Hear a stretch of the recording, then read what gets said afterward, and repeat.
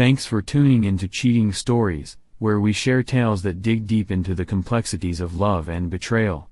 Be sure to subscribe so you don't miss out on our new stories. Today's story asks, is high school love more expensive than a 4-year marriage? Buckle up for a ride that might just change how you see love. Did you know that the average high school romance lasts about 3 weeks? Well, Katie Thomas and Greg Hollander blew that statistic out of the water, extending their love story by a staggering 40 years. They met when Katie was a naive freshman and Greg was a charming sophomore, and from that moment on, they were practically inseparable. Their bond felt like the kind of mythical love that could weather any storm, a fairy tale that seemed destined to last forever. I have to say, I was blissfully unaware of the history they shared when I met Katie. I'm Thomas Marsh, Katie's devoted husband for nearly 30 years. When I first laid eyes on her at a college party, I was captivated. She had a spark that drew me in immediately, and I thought we were starting a beautiful new chapter together. To give you some background, Katie and Greg dated throughout high school, and yes, she lost her virginity to him. But as all high school romances tend to go, their relationship came to an end when Greg graduated a year ahead of her.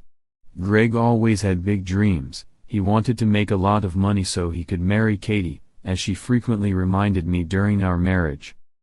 After high school, Greg took a job working on a pipeline in Alaska, and that's when things took a turn for the worse. Katie, still devoted to him, found herself alone during her senior year. She tried dating other guys, including one named Sam, who might have also been a Simpson or something, but nothing serious ever came of it. Her heart remained tethered to Greg, who seemed to have forgotten her existence as he settled into his new life far away. Greg fell into a pattern of living a nomadic life, blissfully unaware that Katie was still waiting for him to return and fulfill his promise of love. Meanwhile, life continued for Katie. She went to college, earned her degree, and at the age of 24, met me. I was a bit older, at 29, but we hit it off immediately. Our marriage blossomed into something beautiful, and when Katie gave birth to our daughter, Joan, it felt like the icing on the cake. However, just 2 days before our wedding, a letter arrived from Greg, like the prodigal son returning home. He wanted to meet Katie again. I can't express the turmoil I felt as I watched Katie waver in her decision. Thankfully, her mother intervened, reminding Katie of the new life waiting for her. After a few intense emotional moments, Katie decided to go through with our wedding, and I was relieved beyond measure. Fast forward to our honeymoon, where Greg's timing couldn't have been worse. He showed up in town just as we were all celebrating our new life together. In a fit of despair, he enlisted in the Marines, thinking perhaps that this would allow him to prove himself worthy of Katie. Back in our everyday lives, Katie worked as a nurse, while I settled into my role as an insurance adjuster. Our marriage was generally stable, with one minor hiccup. Greg began texting Katie regularly. Each time I confronted her, she brushed it off with indignation. "Oh, Tom, don't be jealous. He's just an old friend from high school, and I'm just keeping his spirits up." Despite her reassurances, I was uneasy. Katie would reply to Greg's texts, and there was nothing her family or I could say that would convince her to stop. Eventually, she received a letter from Greg stating he had married someone else while stationed overseas. That seemed to quell her correspondence for a while, and peace returned to our household. In the following 3 years, we welcomed our daughter, Joan, and Katie and I became a solid team, working hard to build a home and create a nurturing environment for our little girl. But as fate would have it, trouble was brewing on the horizon. One day, out of the blue, Katie received another letter from Greg. Although she never openly discussed it, I noticed our stamp usage increased significantly afterward. I feared she was reaching out to him again, but I chose to ignore it. After all, he was out there serving his country, and I was here keeping our family safe and sound. Over time, Katie began sharing snippets of information about Greg. He had divorced his first wife and was now married again, with accolades from his military service that included numerous medals. She spoke of him with pride, a sparkle in her eyes that sent chills down my spine. "He's a Marine, not just a soldier, Tom," she giggled sweetly. "I should probably keep that in mind." Each time she mentioned him, it felt like another stab in the heart. I hoped she would eventually forget him and focus on our family, but the more time passed, the clearer it became that she never truly moved on. Greg had spent 30 years in the Marines, marrying and divorcing 3 times, and accumulating enough medals to make General Patton envious. As Katie's obsession with Greg deepened, I found myself becoming increasingly concerned. I could sense that she was drifting away from me, and it gnawed at my insides. What was once a fairy tale marriage was starting to feel like a twisted reality show. I had tried to hold on, tried to remind her of the life we had built together, but every time she brought Greg up, it was like stepping on a landmine. I began to question everything. What did I mean to her? Did Greg's shadow loom so large over our lives that I was merely a placeholder? Our once vibrant marriage was becoming dull, overshadowed by the memories of a man who was never meant to be part of our lives. One evening, I finally gathered the courage to confront Katie. "We need to talk about Greg," I said, my heart racing as I prepared for the fallout. "I can't keep pretending like this doesn't bother me. You talk about him like he's still part of your life." Katie looked at me, surprise etched on her face. "Tom, he's just a friend. I thought you understood that." But I didn't understand. I wanted to scream that he was more than just a friend, he was the ghost of our past, a reminder of the life she could have had, and it was driving a wedge between us. As our marriage began to unravel, I realized that the true cost of high school love might not just be measured in years, but in the way it can haunt you long after you've moved on. I needed to decide whether to fight for my family or let her go, and with each passing day, the choice became clearer. In the end, love is complicated, and sometimes the bonds we think will last forever can become chains that bind us to the past. And as for Katie and Greg, their story is a reminder that sometimes, love is a battlefield, one where the past can overshadow the future, leaving behind a trail of heartache.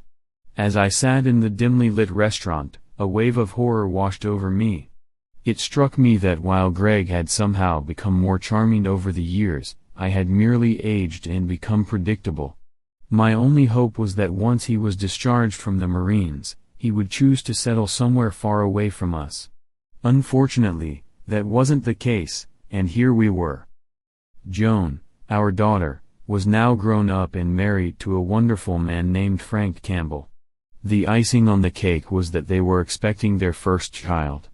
I found myself at 60 years old, looking forward to retirement at 65, envisioning a life filled with peace and tranquility. Katie, my wife, still looked fantastic and could still make my heart race.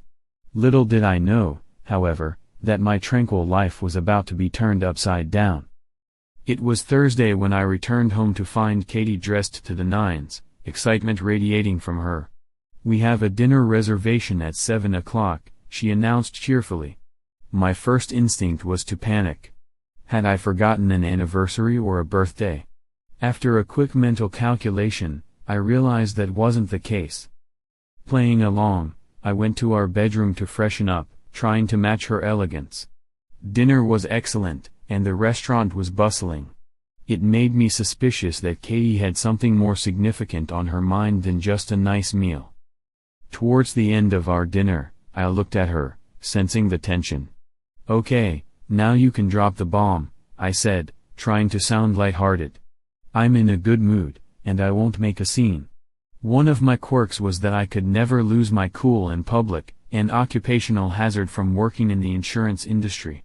That composure often spilled over into my personal life. Katie knew this about me. Over the years, whenever she had news that she thought might upset me, she'd strategically choose a public place to break it to me. This time, I could feel it in my bones that it was bad news. After 30 years together, you learn how to read your partner's expressions like a book. With a heavy heart, she finally delivered the news.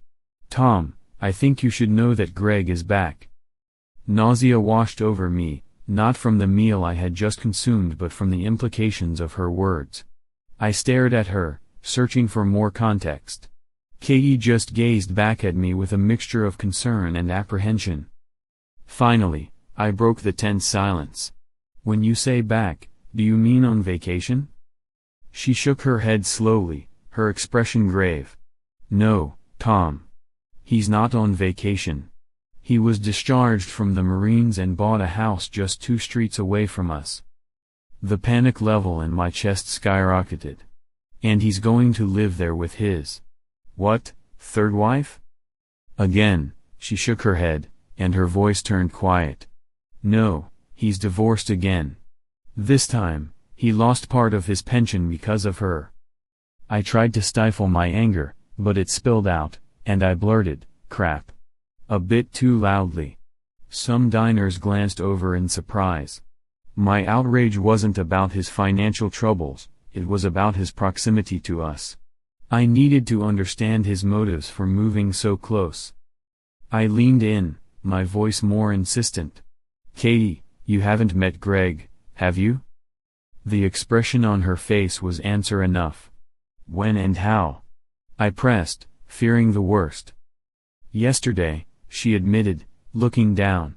"He stopped by the house to tell me we're neighbors now." My heart raced, and I continued the interrogation. "Did you sleep with him?" Her face betrayed her before she found the words. "I did, Tom, but it's not what you think." I searched her eyes, feeling a growl of anger bubbling up. "Katie, my faithful wife slept with someone other than her husband. Now explain to me why this is not what I think it is." "I did it because he needed me, Tom," she replied, her voice shaky. "When he came to me, he looked so lost. He's going through anxiety from the divorce, and he needed help." Her words struck me like a punch to the gut. "I love you, Tom, but I realize I still love Greg, too." In that moment, everything shifted. My wife had slept with Greg, and his PTSD and divorce had become his ticket back into her heart, and into her bed. I locked eyes with her and spoke as firmly as I could muster. "Okay, Katie, the damage is done. We can work through this, but you can never sleep with him again. Do you understand me?" Tears brimmed in her eyes, and her voice trembled as she responded quietly, "I can't promise that, Tom. I love him, and he needs me even more than you do." I was blindsided by her admission. How could she say that? A public restaurant was not the right venue for such an emotional confrontation, but I was too far gone. I called the waiter and asked for the bill, my stomach churning with a mix of anger and sadness. 10 minutes later, we were in the car, the tension thick as we drove home. "Katie, how can you sleep with him knowing you have a husband?"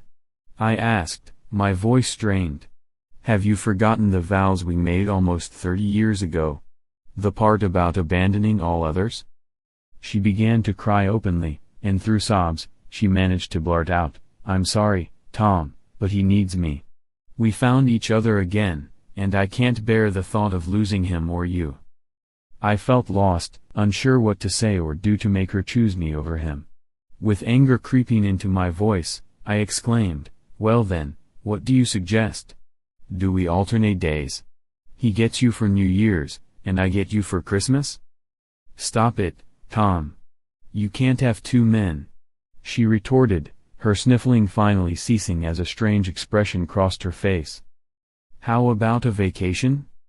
I felt a rush of embarrassment. "What the hell are you talking about, Katie?"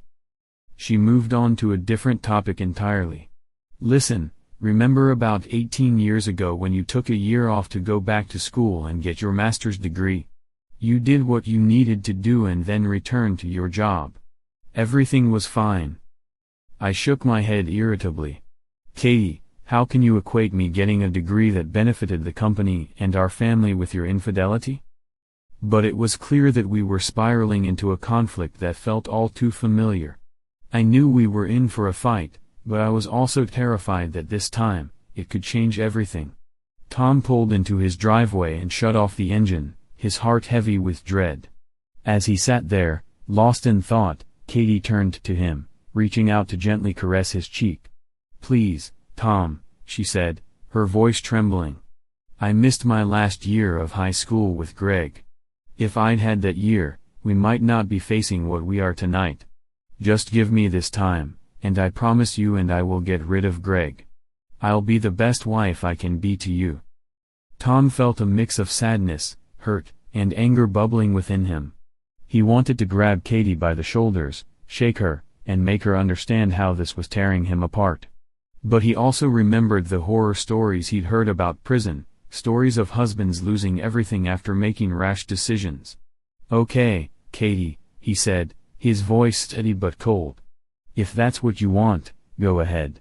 But don't expect me to support this. And just to be clear, I don't want to see or hear from you at all for the entire year. Do you understand me? You might end up having no one to return to." He knew he was being harsh, but he wanted her to truly think about what she was choosing. Yet, to his dismay, Katie simply smiled, kissed him gently on the cheek, and said, "Thank you, Tom. You'll see, you won't regret it." "It's too late for that.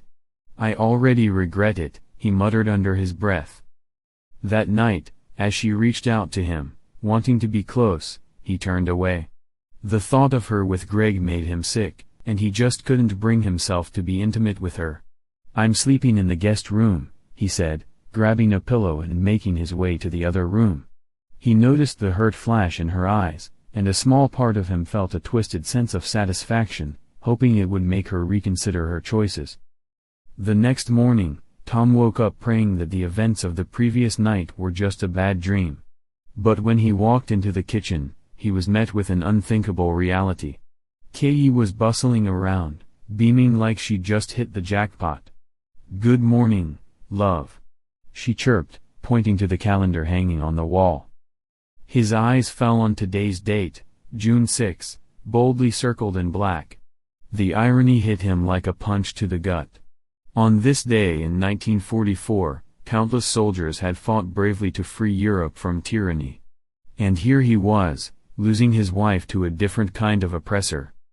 Katie practically danced as she set breakfast down in front of him. "I know you're worried, but I promise in a year, I'll be back, and I'll be only yours. I really need this time to think things through." Her enthusiasm felt like a knife twisting in his heart. "Katie, you don't have to do this. Can't you see this is a mistake? You're gambling with our marriage. You can't just walk away from us, thinking it'll all be fine in a year. Please don't risk destroying everything we have." She smiled at him like he was a child, shaking her head. "Tom, I know how much you love me. You're giving me this time, and I appreciate it. I know what I'm doing. I will come back, and our marriage will be stronger than ever." As she dashed out of the kitchen to finish packing, Tom felt a wave of despair wash over him. He forced himself to finish his breakfast, even though it tasted like sawdust in his mouth. Walking into their bedroom, he saw 3 large suitcases lined up, filled to the brim with her clothes and toiletries. "I think I have everything I need," she said, her eyes sparkling with excitement. "Please, can you take these bags out to the porch for Greg?" Tom stared at her, incredulous. "No, absolutely not." Her expression fell, clearly shocked by his refusal. "What do you mean, no? Please, I need your help. If you're hellbent on ruining 30 years of marriage, you and Greg can take your bags together," he snapped. "There's no way I'm helping you get into this ridiculous situation. Is that clear?" Katie's eyes glistened with unshed tears as she retorted, "Greg is a wonderful man. He's a hero who served our country. That's more than you've ever done." Tom turned away, anger boiling inside him. "Yeah?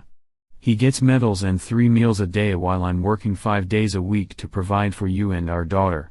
Maybe you're right, none of it meant anything." Katie dragged her suitcases down the stairs, throwing him dirty looks with every bag she hauled. A few minutes later, a car pulled up, and a man Tom assumed was Greg stepped out. He began loading her things from the porch, and Tom felt a rush of resentment as he watched. Katie shouted, "I'll be right there. before rushing back into the house to say goodbye to him. They stood awkwardly facing each other, a chasm of silence stretching between them. Tom was the first to break it. "If you're really going through with this, remember the rules. I don't want to see or talk to you for this entire year." Katie's expression shifted as she realized the gravity of what she was doing. "I understand, Tom, but everything will work out. You agreed to give me a year." Her words hung in the air, heavy with unspoken implications. "Just know that I love you," she said softly, leaning in for a kiss. At the last moment, Tom turned his head, her lips grazing his cheek instead. "Goodbye, Tom," she said, her voice tinged with confusion and sorrow.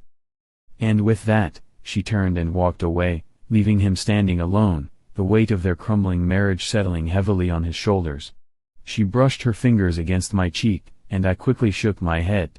"I can't kiss you knowing you're going back to him." The words barely left my lips before her eyes filled with tears, and she bolted out of the house, running straight into his arms.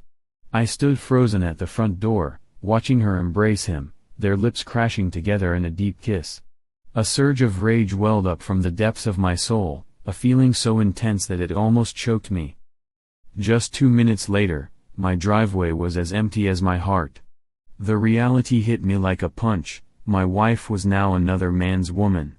I felt a wave of despair wash over me, and I called in sick to work that morning. I didn't want to face anyone. Instead, I headed straight to the hardware store to get new locks.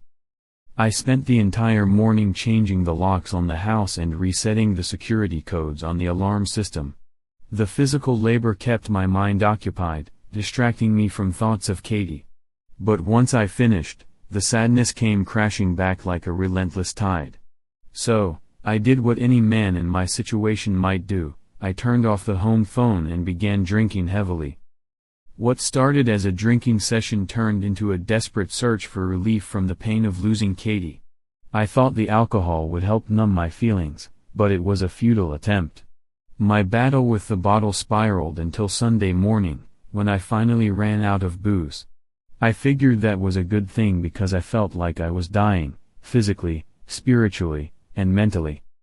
I crawled into bed, falling into a deep sleep, but it wasn't long before I was jolted awake by a knocking sound echoing through the house.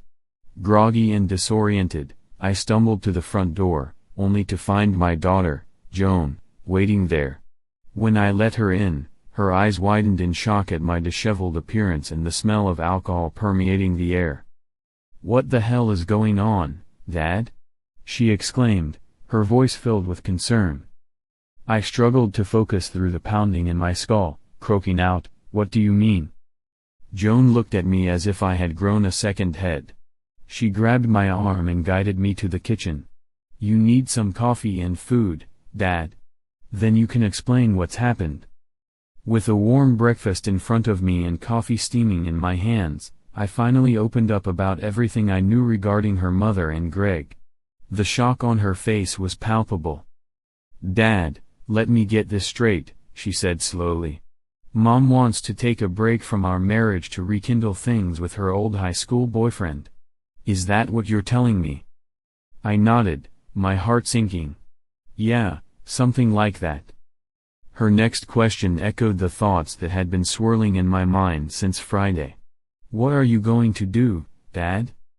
I looked her straight in the eye, the words spilling out before I could think them through. "Tomorrow, I'll call in sick again and head to the lake." Joan's face fell, and she shook her head in disbelief. "I can't believe Mom would do something like this. Maybe it's a mental breakdown or something." I stared at her, feeling lost. "I don't know, Joni. I really don't." The sadness in her eyes pierced my heart. "I don't know what to say, Dad.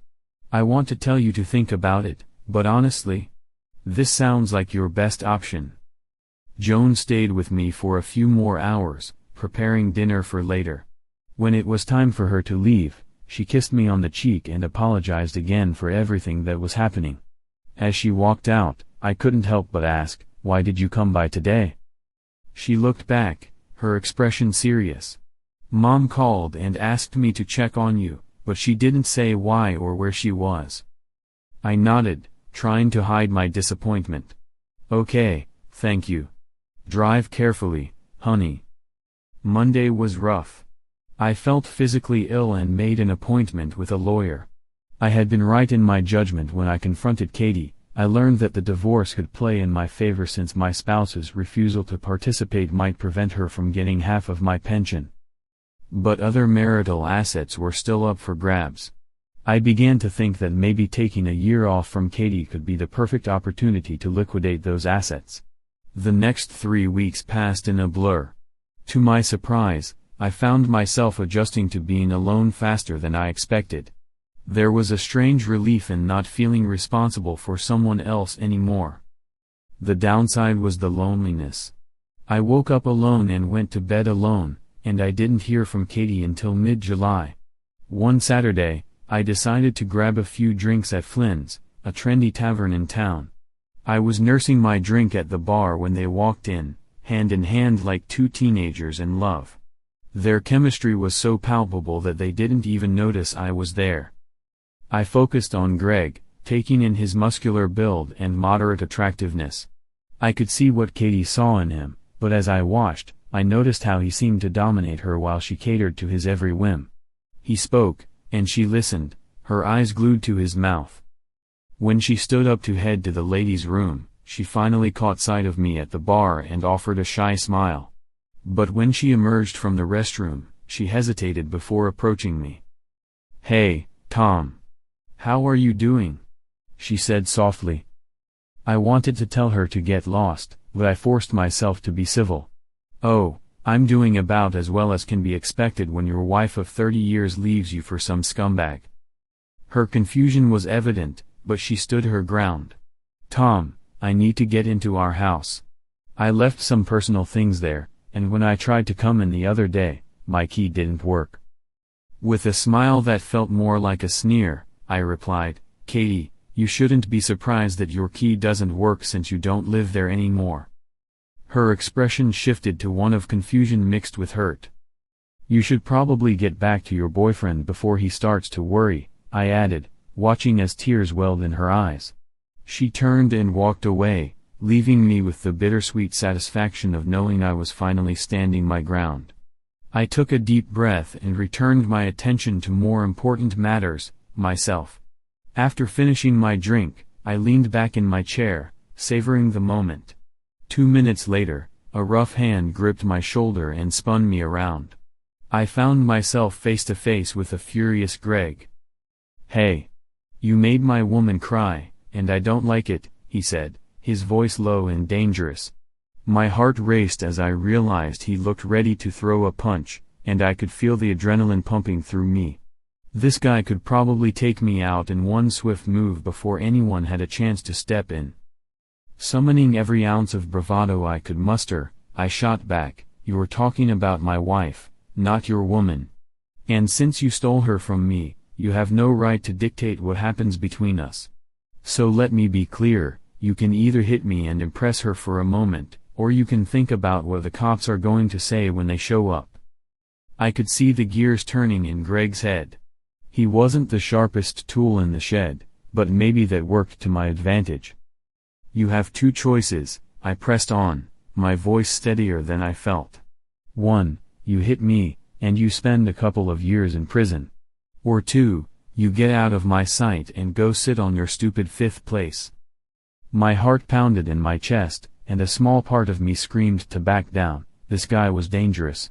But I kept my cool, watching as Greg stood there, weighing his options. Luckily, at that moment, the manager of the bar came over, sensing the tension. "What's going on here?" he asked, eyeing Greg suspiciously. "No problem," Greg muttered, his belligerent stance softening. He turned on his heel and slowly retreated toward Katie, who looked mortified. 5 minutes later, they settled their tab and left. As I drove home that evening, my mind raced with thoughts of what personal items Katie might want from our house. I resolved to find out. I spent about 3 hours rummaging through closets and drawers until I stumbled upon some boxes hidden in her dresser. As I pulled them out, I found letters from Greg, addressed to Katie. As I read them, it became painfully clear that her year with him had been a long time in the making. One letter, dated 5 years prior, read, "It's a relief to know that you still miss me as much as I miss you. When I get home, I want us to be together. You'll have to find a way to get rid of this weakling of a husband of yours." Reading through those letters felt like skimming a trashy novel, full of romantic declarations and plans for their future. By the time I finished, the idea of life without Katie started to feel easier to bear. I didn't hear from her again until September 1st, my birthday. When I came home from work that day, I noticed a covered pot on the porch alongside a birthday card. Curiosity piqued, I took them inside, revealing that she had prepared a stew, my favorite dish. Inside the card, she wrote, "Tom, I know we're not supposed to communicate, but I couldn't ignore the birthday of the person I love so much. I dream about us at night, my love, and I know that when this year is over, I will be completely yours, and you will be gone. Please never stop loving me or abandon us." The letter left a bitter taste in my mouth. My daughter, Joan, had been keeping a close eye on me since Katie left. She called me on my birthday, and after a few minutes of small talk, she got to the real reason for her call. "Dad, you know my due date is in 3 weeks, right?" "How could I forget? The birth of my first grandson," I replied, excitement mingled with nerves. "Yeah, Frank and I went to dinner with Mom and Greg. Mom wants to be there when the baby is born, and she wants Greg to come with her. I know you and Mom agreed not to communicate for a year, but can you make an exception for me just this once?" I felt a jolt of surprise. Joan had dinner with those two? "Okay, Joan. She can come, and if she needs to bring him along, that's fine," I said, trying to keep my cool. "Dad, stop calling him names," she said quickly, an edge of irritation in her voice. "He's actually not such a bad guy, and he makes Mom really happy. I haven't seen her this happy in years." Anger flared inside me. "Your grandmother called him many years ago. Nothing has changed since then. Wow, first you were all having lunch together, and now you're defending him. I don't know what he has in store, but I'd love to bottle it. Soon he'll take my entire family away from me." Just out of curiosity, I shot back, "When are you going to start calling him Dad?" "Dad, I'm so sorry. I didn't mean for it to sound like that," she said, regret lacing her tone. "I can imagine how you feel, and I'm truly sorry." "Okay, forget about it," I interrupted her apology. "Listen, I have something in the oven that I need to take care of. Behave yourself." She said she loved me before hanging up, but it was at that moment that I realized my life would never be the same. It was time to start resisting and planning my next steps. First, I needed to liquidate my assets to lower my net worth. Second, I had to get rid of my fear and start re-entering the world. The next few days were a blur of stress. I met with my lawyer to discuss what I could legally do with my assets, and I even picked up a stun gun for self-defense. I figured that next time Greg tried to intimidate me, talking my way out of it wouldn't cut it. I also booked a trip to Vegas in October, something to look forward to. On top of that, I went online to find a woman my age who wanted a good man for a stable, long-term relationship. As for my assets, I figured I could spend them or give them away since Katie didn't live with me anymore. It felt empowering to have some control over my future plans. When Joan finally gave birth, I was at work. My secretary answered the phone, her expression growing serious as she passed me the call. It was Frank, Joan's husband. I was overjoyed to hear from my son, Frank. He called to tell me that I had become a grandfather. The excitement in his voice was infectious as he congratulated me, and I promised him I would be there as soon as I could. When I arrived at the hospital, I quickly found out which room Joan was in and headed straight there. As I approached the door, I could overhear my daughter and ex-wife chatting inside. "Mom, What you and Dad are doing is incredibly pointless. Do you really want to lose him?" Joan's voice was a mix of frustration and concern. Katie, calm and soothing as ever, replied, "Don't worry, Joan. I'm not going to lose your father. He loves me too much to let me go. What I have with Greg is amazing, it's hard to put into words. Every day feels like high school again, but even better now that we can be together like this. He treats me like a princess, and every night feels like a dream. I'll really miss this once I go back to your father." I felt my stomach twist at her words.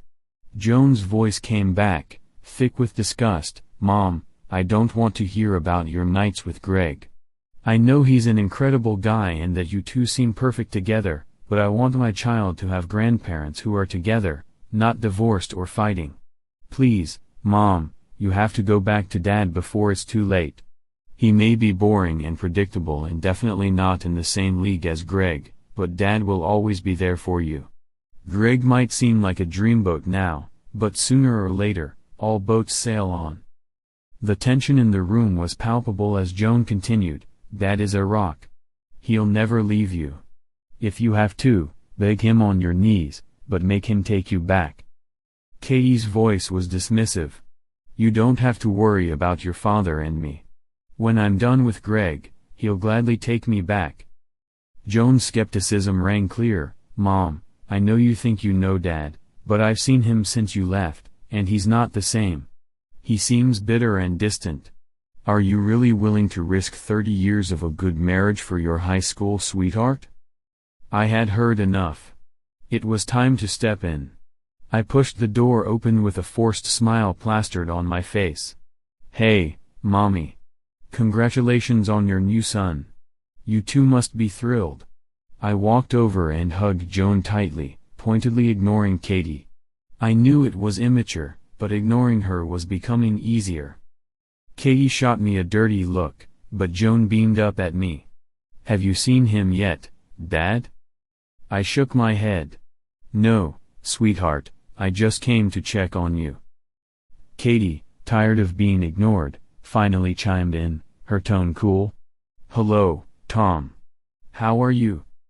I stared at her for a moment, then turned back to Joan, eager to focus on her. "So, how was the birth? What's the baby's name?" At the mention of the name, Joan's face lit up like a Christmas tree. "Frank and I both want to name him Thomas after you." Katie, clearly upset, excused herself from the room, mumbling something about wanting to see the baby. Once she was gone, I took Joan's hands in mine, my tone becoming serious. "Joan, you know your mom and I probably won't work out. I hate to say it, but the truth is hitting hard." She looked at me, wide-eyed. "No, Dad. Don't think that way. She'll come to her senses and come back." Tears threatened to spill as I continued, "Sweetheart, I understand now that I was never enough for your mother. I think something is going to happen soon." Shock and disbelief danced across her face. "What do you mean?" I smiled sadly. "I'm going to start divorce proceedings once I get everything in order." Her tears flowed freely now. "Oh, Dad. I told Mom she should beg you to come back, but it's really too late, isn't it?" I nodded, feeling the weight of the world on my shoulders. "Yes, I won't be able to take her back. The memories of her betrayal would be too much for me. But please, don't tell her anything just yet, okay?" She nodded, leaning in for a kiss. We spent a few more minutes chatting about life, carefully avoiding any mention of Katie or Greg. Finally, I promised to come back tomorrow and left her to meet her new baby brother. As I wandered the hospital, I eventually found my way to the nursery. There he was, my grandson, nestled among a sea of tiny, precious babies. All washed over me as I realized how beautiful he was. Just then, Frank approached me with a big smile on his face. "Here, Dad," he said, handing me a cigar. "Smoke this to celebrate." I tucked the cigar into my pocket and patted him on the back.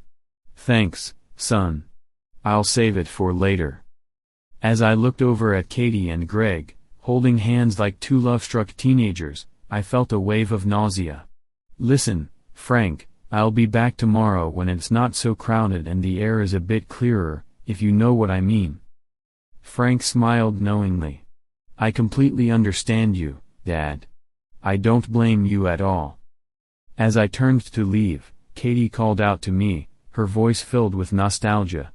"Tom, it feels like just yesterday we were bringing our baby home, and now it's so strange that our baby has his own." I glanced back at her, still holding hands with Greg, and walked out of the room without saying a word. She looked puzzled, but I didn't have it in me to explain. As October rolled around, it turned out to be my best month since Katie left. I found myself in Las Vegas, planning to hit the tables and lose some money as an excuse to diminish our joint assets. But what truly made the trip enjoyable was a woman I met while I was there, Miranda. She was a mature woman of about 50, and to my surprise, she was still in the profession of, well, let's just say she had a way of making older men feel special. Miranda was expensive, but she made me feel more alive than I had in years. For the first time since Katie walked out, I didn't miss her at all. Miranda was everything I needed, both in and out of bed. She took a genuine interest in me, asking questions and keeping the conversation flowing. It felt refreshing to be desired again. I knew I shouldn't have been enjoying my time as much as I was, especially considering the circumstances back home, but for the first time in a long while, I felt free. As I laughed and shared stories with Miranda, I began to realize that life was too short to dwell on the past. Maybe, just maybe, it was time to start looking forward. Before the night was over, I found myself entangled in a web of emotions regarding my soon-to-be ex-wife and her new lover. As I shared my story with Miranda, she listened intently, her eyes wide with shock. When the evening came to an end, she gently brushed her fingers against my cheek. "Tom," she said softly, "I've only known you for a few hours, but I want you to know something. You're a good person. That doesn't come around very often, believe me. I've seen and been with thousands of men, and I can count on one hand the ones I truly liked and respected. You're one of them. Your wife has no idea what she's missing. But don't let her actions or her stupidity change who you are. If you ever come back to town, give me a call. I'd love to see you again." As I left the bustling streets of Las Vegas, Miranda's words echoed in my mind, leaving me more confused than I had been when I arrived. I couldn't shake the feeling that I wanted revenge on Katie for her betrayal, even though she had been a wonderful wife and mother for 30 years. I knew I couldn't allow this betrayal to turn me into a bitter man. When I got back home, I made up my mind to have my lawyer start preparing the divorce papers. But I wasn't just going to walk away, I needed to know more about Greg Hollander. Following my lawyer's advice, I hired a private investigation firm to dig into his history, from high school to the present day. It was an expensive decision, but half the cost would come from Katie's side of the finances, so I didn't mind. The firm had a solid reputation for thoroughness and assured me they'd have all the information I requested before Christmas. While I was at it, I approached my boss about transferring to a branch office. Initially, he looked shocked. I'd always said I wouldn't move. But that was before my life had unraveled. He promised to look into it and get back to me. Thanksgiving loomed on the horizon, and it was another hurdle I had to navigate. Joan called me about a week before the holiday, asking if I'd join them for dinner. When I inquired if her mother and Greg would be there, she hesitated before admitting they would. I firmly told her no and hung up, feeling a mix of sadness and resolve. Unexpectedly, my brother-in-law, Frank, reached out next. He called my office and asked to meet. We agreed on a time and found ourselves at a bar in the heart of the city, a neutral spot for both of us. As we settled in, I noticed that Frank seemed eager. After exchanging pleasantries, I ordered 2 double scotch on the rocks. I could sense something was weighing heavily on him, so I leaned back and let him share his thoughts. "Dad," he began, his voice low, "you won't believe this, but they're both crazy about him. All I hear is Greg this and Greg that. You'd think he was the most interesting man in the world, like that guy from the beer commercial. He took a sip of his drink, looking troubled. I realized he had come to persuade me to join them for Thanksgiving. So, just to clarify, you don't like Mr. Hollander? I asked, probing for more. Frank looked at me, anger flashing in his eyes. Dad, he's arrogant, self-centered, and selfish. He's so in love with himself that I can't see how he has anything left for Katie. Realizing what he had just said, he backtracked. Sorry, Dad. I didn't mean to be disrespectful. I smiled at him, trying to ease the tension. Don't worry about it, son. But when did you start calling her Katie instead of Mom? Frank's expression turned somber. Since she left you. After that, I lost all respect for her. Curiosity piqued, I asked, why does it bother you that she left me? His face burned with emotion again. You probably noticed that I never talked about my parents when I was with Joan. I appreciate you never asking. The truth is, my mother cheated on my father. After that, they separated, and my dad never recovered. He drank himself into a grave, and my mother died with her lover in a car accident. I can't stand cheaters, and now that Katie has become one, I just can't stand her anymore. I had never known about Frank's family history, and it hit me hard. I felt for him but was still puzzled by his anxiety. You say you're worried. What's bothering you, son? He took a long sip from his glass and ordered another. I'll probably piss you off with what I'm about to say, but you asked. The old saying, like mother, like daughter, scares me. If Katie is cheating and keeps telling my wife how great it is, how long until Joan gets the idea to try something new, too? His words hung in the air, and I raised my eyebrows. I think I understand your point of view. I joined him in taking a long sip of my drink, contemplating my next move. Listen, Frank, don't be discouraged. I have a few surprises up my sleeve, and I think things may start to change in the new year. I want you to know, just between you and me, that I have some plans that should make for a great Christmas for you and Joan, just not for the others, if you catch my drift. A smile broke on Frank's face for the first time since we sat down. He spent the next 15 minutes trying to pry details from me, but I remained tight-lipped. As we wrapped up our meeting, I smiled again. Are you forgetting something, Frank?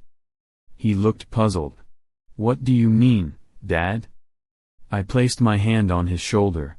Shouldn't you try to convince me to be a big boy and come to Thanksgiving? Frank's smile returned, spreading across his face like sunshine breaking through clouds. Sorry. Okay, will you come to Thanksgiving, Dad? I shook my head. No, but I appreciate the invitation. Joan called me twice more before Thanksgiving, pleading for me to join them. Finally, I set her straight. Look, Joan, when your mother left me last June, I told her there would be no contact between us for a year.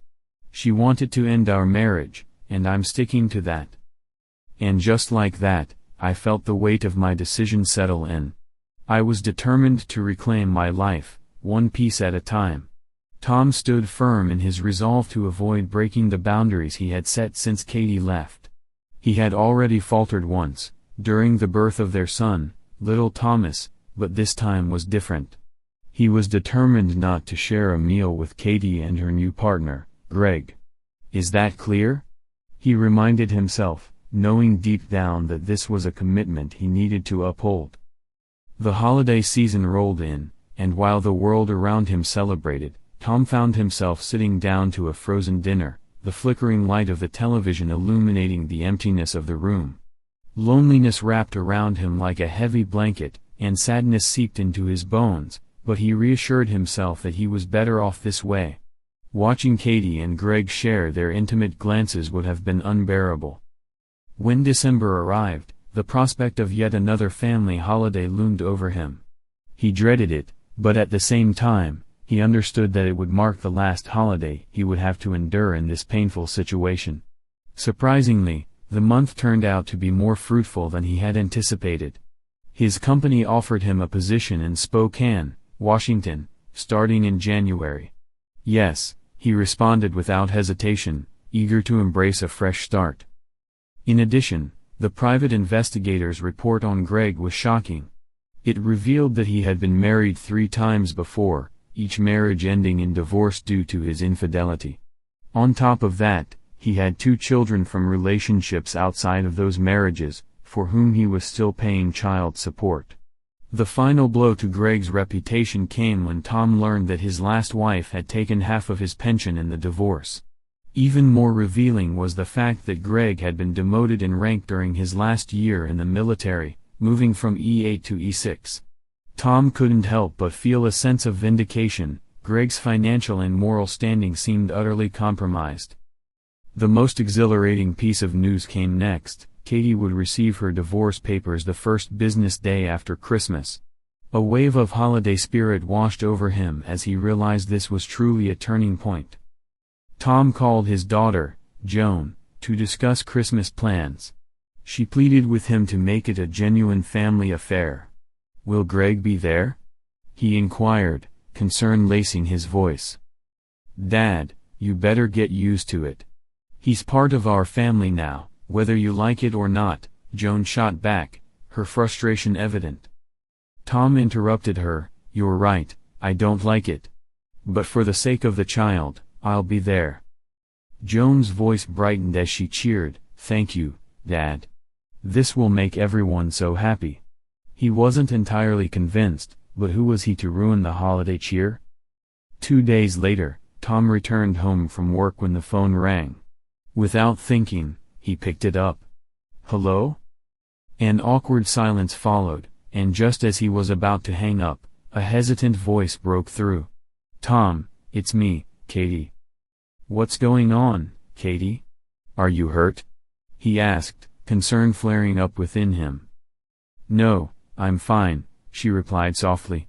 "I just wanted to thank you for agreeing to come for Christmas. I know I've hurt you, and I'm beginning to understand how much. I needed to tell you that I'm grateful. We've never been apart for a single holiday in 30 years. I was miserable at Thanksgiving without you, and I've been thinking about us a lot lately." He cut her off, irritation rising. "Well, Katie, I'm glad to hear you think about us sometimes, but I must remind you that I set a rule of no communication during this vacation nonsense. I relaxed that rule for Christmas, but I think we should end this conversation now. Goodbye." As he hung up, a wave of guilt washed over him. He had never spoken to her so harshly in their 3 decades together. But no matter how bad he felt, it didn't compare to the pain he experienced the day she left. The month dragged on, and the days felt endless. Tom busied himself with Christmas shopping, determined to have thoughtful gifts for everyone. He made arrangements for his new job and rented a car for the cross-country drive. A kind woman at his new office mentioned she had found several furnished apartments nearby, which she would show him when he arrived in Spokane. Everything seemed to be falling into place. On Christmas Day, Tom arrived at Joan and Frank's house, only to find that Katie and Greg had already made themselves comfortable. Joan greeted him with a warm hug, oblivious to the storm brewing beneath the surface. "What a surprise," she exclaimed before rushing back to finish preparing dinner. Tom couldn't help but smile at the irony. If only she knew what kind of surprise this was. Frank shook his hand and took his coat, and Tom quickly asked, "Can I see my grandson?" Frank nodded and informed him that the little one was sleeping in the nursery. Tom quietly entered the room, his heart swelling with emotion at the sight of his grandson's tiny figure. "I'm going to miss you," he whispered, knowing that soon he would leave this family behind. Just then, he felt a presence beside him and turned to see Katie standing there, her expression a mixture of sorrow and warmth. "We have a wonderful grandson, Tom," she whispered. "Yes, Katie, but who will he call Grandpa? Me or the idiot?" Tom retorted quietly, bitterness creeping into his words. Katie seemed taken aback. "Why would you say something like that? You're the only grandfather this child will ever have." "Let's hope you're right," he replied tersely before stepping out of the nursery, his heart heavy with uncertainty. The next few hours were a whirlwind of emotions. Tom and Frank engaged in casual conversation, while Joan, Katie, and Greg seemed to exist in their own bubble, entirely unaware of the tension in the room. Tom felt a pang of disappointment as he watched his daughter fall under Greg's spell so quickly. Frank appeared unhappy, and Tom tried to reassure him. "Hang in there, things are going to change tonight." Frank's eyes sparkled with intrigue. "I hope so. I can't stand that idiot around her anymore. At this rate, he'll soon be playing with Joan." Dinner was served, and although the food was delicious, the atmosphere was lacking. Tom didn't feel inclined to engage in conversation with either Katie or Greg, and Frank, too, remained reticent. The only one who dominated the conversation was Greg, spinning grand tales of his supposed bravery and heroism in the face of the enemy. Tom struggled to contain his disdain, knowing that this wasn't the man he wanted to share a family dinner with. As the evening wore on, Tom couldn't shake the feeling that he was witnessing the end of an era, a painful reminder of what had been lost, yet a glimmer of hope for what might come next. Watching Greg with his adoring little fan club made my stomach churn. After dinner, Joan brought the baby into the living room, and we all settled down together. I glanced around at my family, acutely aware that this might be the last time I experienced this scene. Joan was animated, chatting excitedly about the gifts she'd been told to expect from Frank. When he finally arrived, she eagerly handed out the presents, grinning from ear to ear. Katie received a cozy sweater, Greg got a gift card, and I was handed a tie, your typical boring gifts that seemed to reflect my own dullness, according to my wife and daughter. When Frank, Jane, and the baby tore into their gifts from Katie and Greg, Joan beamed with delight. Frank, on the other hand, maintained a polite but distant demeanor. As the last of the presents were unwrapped, an uncomfortable silence fell over the room. All eyes turned toward me and my bag of gifts. Finally, I broke the tension. "I want to wrap up this wonderful weekend by giving you all something special for the holiday." I stood, reaching for the bag I'd brought with me. I handed Frank and Joan each a large envelope wrapped in festive holiday paper. Joan wasted no time. She tore into the envelope while Frank stood by, watching with mild curiosity. When Joan pulled out the contents, her scream of joy echoed through the room. Katie shifted in her chair, her eyes lighting up with anticipation, eager to see what her daughter had discovered. "Mom, Dad gave us your house, mortgage-free," Joan exclaimed, her excitement palpable. "Now we can finally move out of that rental." Katie's expression changed instantly. Concern washed over her face as she turned to me. "Tom, why would you do this? Where will we live?" I shot her a venomous look, hoping it would cut through her feigned innocence. "Don't worry, Katie. I've thought this through." I handed her a small card that was nestled inside the envelope.